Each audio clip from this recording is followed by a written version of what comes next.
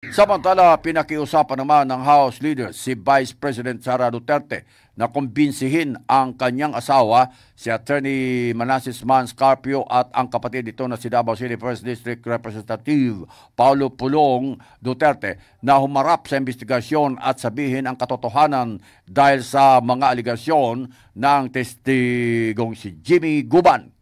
Sinabi ni House Deputy Majority Leader Jude Asidre at House Assistant Majority Leader Jill Bungalon na huwag nang ilihis ni VP Sara ang issue dahil hindi ito makatutulong. Mas maigi umano na kumbinsihin na lamang ang mga ito na sagutin ang mga aligasyon. Anila, walang halong politika, pawang katotohanan lang umano ang pakay ng Quadcom ayon kay Asidre.